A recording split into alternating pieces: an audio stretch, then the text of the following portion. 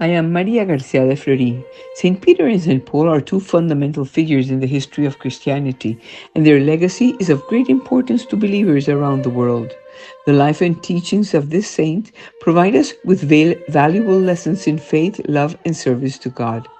To speak of St. Peter and St. Paul is to speak of real people with very different characters and with no divergences between the two, but as they stood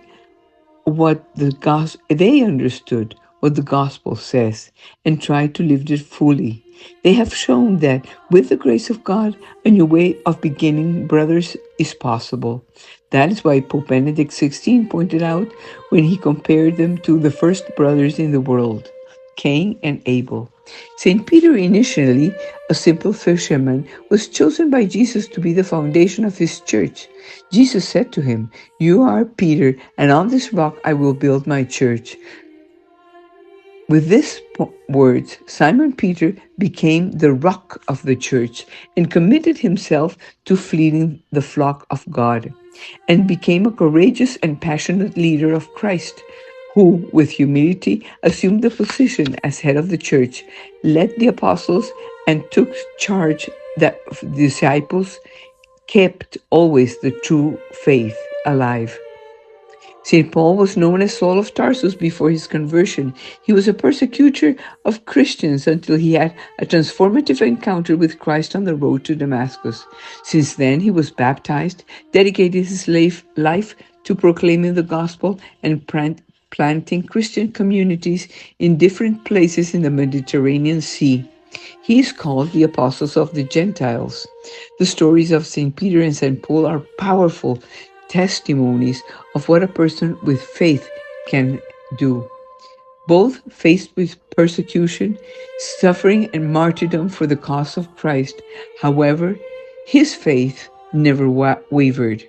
The strength of his teaching and his epistles feel and strengthen faith even today.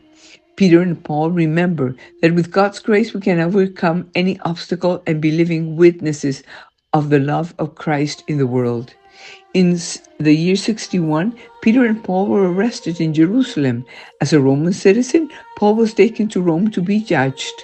He was imprisoned, freed, reassessed during persecutions ordered by Emperor Nero.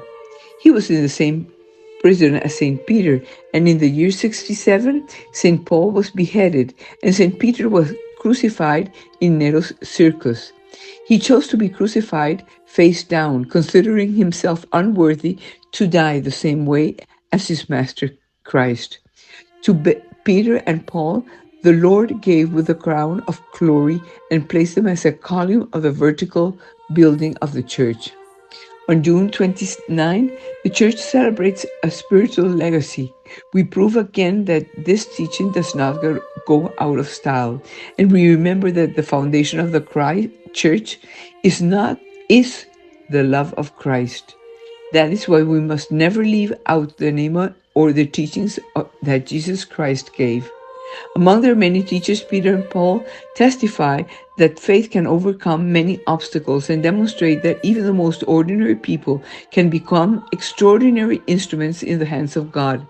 Friends, let us review our commitment to follow his example of faith and courage with our eyes fixed on knowing God, because with God we always win.